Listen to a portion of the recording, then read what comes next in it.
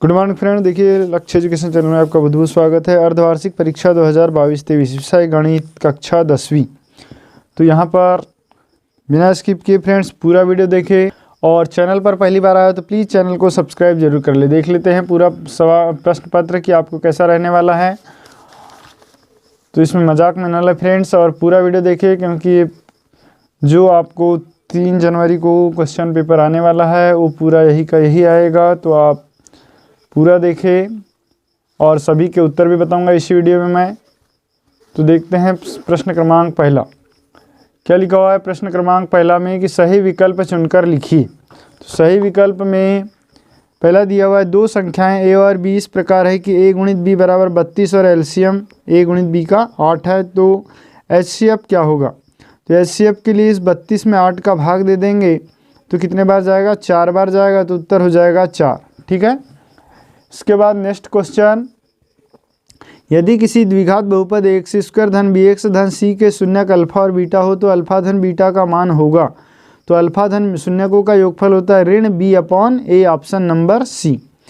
तीसरा, यदि a1 बटे a2 बराबर b1 बटे b2 बराबर नहीं है c1 बटे c2 तो रैखिक समीकरण युग्म a1x धन b1y धन c1 बराबर 0 तथा a2x धन b2y धन c2 बराबर 0 का एक अद्वितीय हल होगा। अनंततः अनेक हल होंगे, कोई हल नहीं होगा इनमें से कोई नहीं।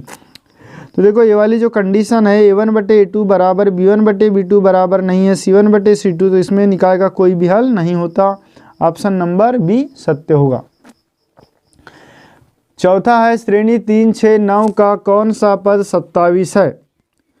तो यहाँ पर कौन सा पद 27 है, इसके लिए आपको थोड़ा सा इसका होमवर्क करना पड़ेगा, मतलब रफ कार्य करना पड़ेगा इस तरीके से। देखिए क्या होता है यनवा पद। तो यनवा पद पूछा है हमको, तो यनवा पद 27, इसका सूत्र हो जाएगा a plus n minus 1 into D. अब देख लीजिए प्रथम पद a बराबर हम यहाँ लिख देंगे 3। कौन सा पद 27 है, तो हमने मान लिया यनवा पद 27 है। तो ये हो गया यहाँ 27 और प्लस यन का मान हमको ज्ञात करना है -1 इंटू डी। डी क्या है, सार्वंतर। तो 6 में से 3 घटाएंगे तो कितना आएगा, 3। तो यहाँ आ जाएगा 3। ठीक है। अब इस 3 का पक्षांतरण कर दिए इधर, तो 27 ऋण 3 बराबर ये हो गया n माइनस 1 इंटू 3। ठीक है। 27 में से 3 घटा देंगे तो कितना बचेगा, 24 और एक गुणा में 3 है तो भाग में आ जाएगा 3 बराबर n माइनस 1। ठीक। अगली स्टेप में देखिए 8 बार भाग गया तो ये हो गया 8 बराबर n माइनस 1। या 8 का पक्षांतरण इधर कर दिए तो 8 धन 1 का पक्षांतरण कर दिए तो धन 1 हो जाएगा बराबर n। तो n बराबर 9।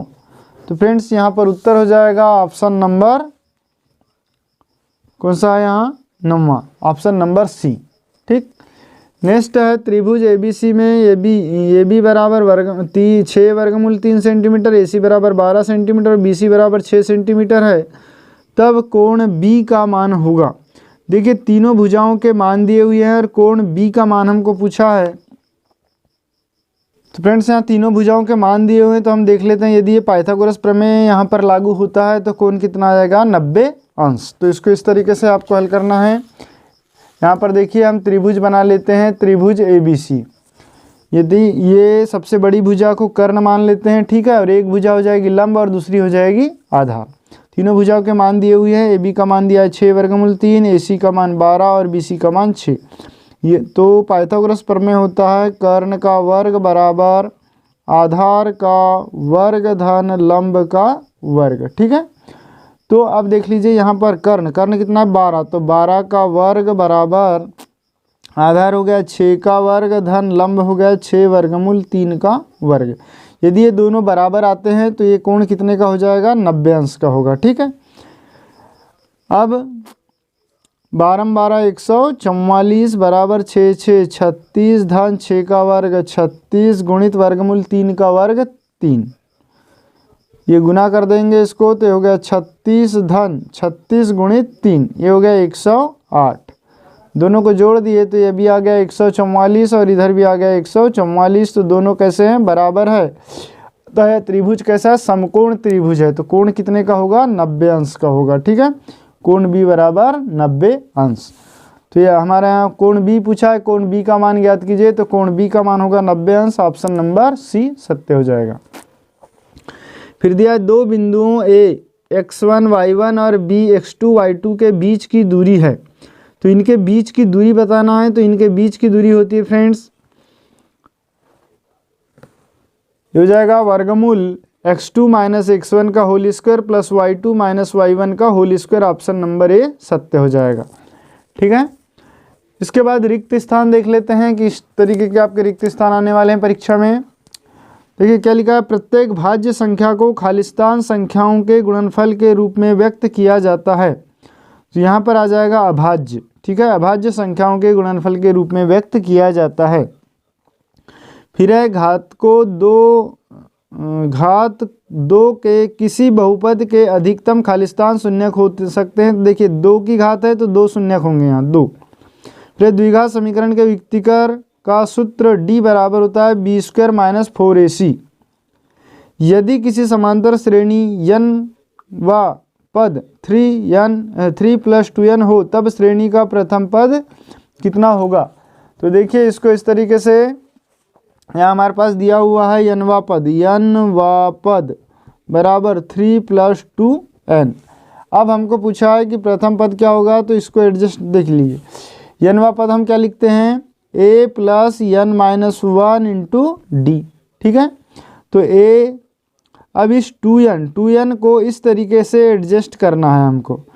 तो यदि यहाँ पर हम ऐसा कर दें तो इसको थोड़ा एडजस्ट करना पड़ेगा। देखिए यहाँ पर हमारे पास n - 1 है और गुना में d है, तो गुना में यहाँ 2 दिया हुआ है, तो ये 3 धन ये n - 1 इंटू गुना, n के गुना में 2 है तो यहाँ गुणित 2 कर देते हैं। देखिए अब इस 2 का गुना n में होगा तो 2n हो जाएगा, और 2 का गुना 1 में होगा तो ऋण 2 होगा, तो यहाँ हमको धन 2 भी करना पड़ेगा अपने तरफ से। तब ये ऋण 2 से धन 2 कट जाएगा और ये 2 n आ जाएगा। ठीक है, फिर ये 3 और 2 को जोड़ देंगे तो 5 धन n - 1 × 2।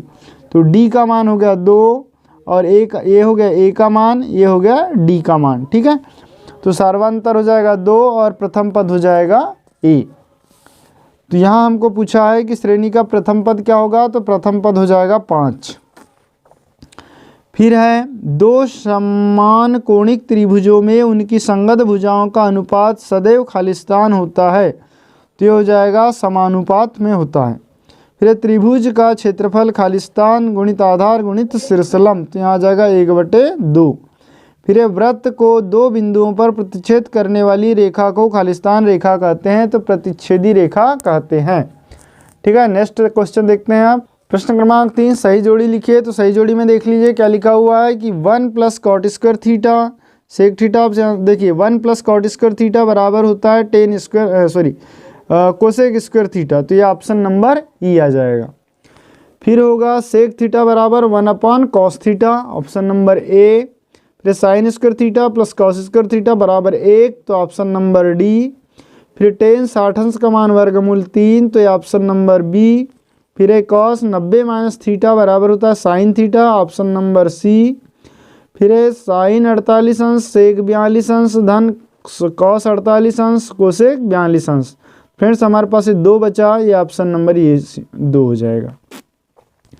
तो इस तरीके से आपकी सही जोड़ी भी कंप्लीट हुई। यदि वीडियो पसंद आया हो तो प्लीज़ इसे लाइक कर ले, चैनल को सब्सक्राइब करें और बेल आइकन घंटी को जरूर प्रेस कर दें, ऑल वाला बटन ओके कर ले। अब देख लीजिए क्वेश्चन नंबर 4, एक शब्द या वाक्य में उत्तर दीजिए। क्या लिखा हुआ है कि दिए गए चित्र में बहुपद px के लिए y बराबर px ग्राफ का नीचे आकृति में दिया गया है। ये ग्राफ दिया हुआ है हमारे पास। क्या लिखा है कि px के शून्यकों की संख्या बताइए। तो देखिए फ्रेंड्स, ये जो ग्राफ है x अक्ष को कहीं पर भी नहीं काट रहा है, इसीलिए इसके कोई भी शून्यक नहीं होंगे, क्योंकि ये ग्राफ x अक्ष को जितने बार काटता है उतने शून्यक होते हैं। यहाँ कहीं भी नहीं काट रहा है, इसलिए कोई शून्यक नहीं है। फिर है रैखिक समीकरण y बराबर mx + 3 में यदि x बराबर -2 और y बराबर 2 हो तो यम का मान ज्ञात कीजिए। इसके लिए आपको इस तरीके से हल करना होगा कि देख लीजिए यहाँ पर हम रख देंगे, कितना रख देंगे, y बराबर mx + 3। तो यहाँ पर x का मान -2 रखना है, तो यम गुणित ऋण 2 धन 3 और y का मान रखना है 5, तो बराबर आ जाएगा यहाँ पर 5। 5 बराबर, अब ये धन 3 इधर आया तो ऋण 3 बराबर, ये 2 का गुणा हुआ तो ऋण 2m, तो यहाँ बचेगा धन 2 बराबर ऋण 2m, या यम बराबर हो जाएगा ऋण 2/2, या कट गया तो ऋण 1, तो यम का मान आ गया ऋण 1। ठीक है, तो इस तरीके से इसका उत्तर हो जाएगा ऋण 1, यम बराबर ऋण 1। यदि किसी द्विघात समीकरण के वियुक्तिकर का मान धनात्मक हो तो उस समीकरण के मूलों की प्रकृति कैसी होती है? तो मूलों की प्रकृति जो है वास्तविक होती है और असमान होती है। क्या सभी वर्ग समरूप होते हैं? तो यहाँ आ जाएगा हाँ, सभी वर्ग समरूप होते हैं। फिर वृत्त की स्पर्श रेखा वृत्त को कितने बिंदुओं पर स्पर्श करती है? तो वृत्त की स्पर्श रेखा वृत्त को एक बिंदु पर स्पर्श करती है। अगला है बिंदुओं 1, 4 और 3, 2 को मिलाने वाले रेखाखंड के मध्य बिंदु के निर्देशांक ज्ञात कीजिए। तो मध्य बिंदु के निर्देशांक ज्ञात करने के लिए आपको दोनों को जोड़कर 2 का भाग लगाना है। तो इस तरीके से हो जाएगा, जैसे मान लो एक निर्देशांक x है तो ये हो जाएगा x1 + x2/2, या x1 बराबर 1 और 3, तो 1 धन 3/2, ये 4/2, या ये मान हो गया 2, तो एक निर्देशांक निकल गया 2। ठीक है, फिर दूसरा निर्देशांक y यदि है तो ये हो जाएगा y1 + y2/2, या ये 4 धन 2 है ना, 4 धन 2/2, या 6/2 यानी 3। ठीक है, तो y का मान आ गया 3, तो x बराबर 2 और y बराबर 3। फिर पाइथागोरस प्रमेय का कथन लिखिए। तो पाइथागोरस प्रमेय का कथन हो जाएगा, किसी भी समकोण त्रिभुज में कर्ण का वर्ग अन्य 2 भुजाओं के वर्गों के योगफल के बराबर होता है। अब देख लेते हैं सत्यासत्य। तो सत्यासत्य में पहला लिखा हुआ है 2 धनात्मक पूर्णांक a और b दिए रहने पर ऐसी अद्वितीय पूर्ण संख्याएं q और r विद्यमान है कि a बराबर bq + r छोटा है 0 छोटा है बराबर r से और r छोटा है b के, तो ये बिल्कुल सत्य हो जाएगा। फिर 2 चरों में एक रैखिक समीकरण के अनेक हल होते हैं, ये असत्य है। यदि किसी द्विघात समीकरण के वियुक्तिकर का मान 0 है तो उसके मूल वास्तविक और समान होंगे, ये भी सत्य है। फिर श्रेणी 2 ऋण 2 2 ऋण 2 खालिस्तान एक समांतर श्रेणी है। तो देखिए 2 फिर ऋण 2 फिर धन 2 फिर ऋण 2, तो एक समांतर श्रेणी, ये असत्य हो जाएगा। बिंदु स्पर्श बिंदु से होकर जाने वाली त्रिज्या स्पर्श रेखा के समांतर होती है। देखिए समांतर नहीं होती, ये क्या होती है? लंब होती है, तो ये भी असत्य होगा। किसी वृत्त के किसी व्यास के सिरों पर खींची गई स्पर्श रेखाएं समांतर होती है, ये बिल्कुल सत्य है। ठीक है फ्रेंड्स, तो इस तरीके से आपका ये ऑब्जेक्टिव 25 अंक के क्वेश्चन कंप्लीट हुए। उसके बाद ये सवाल देख लीजिए किस तरीके के आपके सवाल रहने वाले हैं, और इनको यदि हल करना है, हल चाहते हैं तो उसका लिंक आपको डिस्क्रिप्शन में मिल जाएगा, वहां से आप देख सकते हैं। तो वीडियो अच्छा लगा हो तो प्लीज़ इसे लाइक कर ले, चैनल को सब्सक्राइब कर ले और बेल आइकन की घंटी को ज़रूर प्रेस कर दें। ठीक है फ्रेंड्स, और बाकी पेपर का वीडियो देखना चाहते हैं तो उसका लिंक आपको डिस्क्रिप्शन में मिल जाएगा, वहाँ से आप देख लेंगे। Thanks for watching.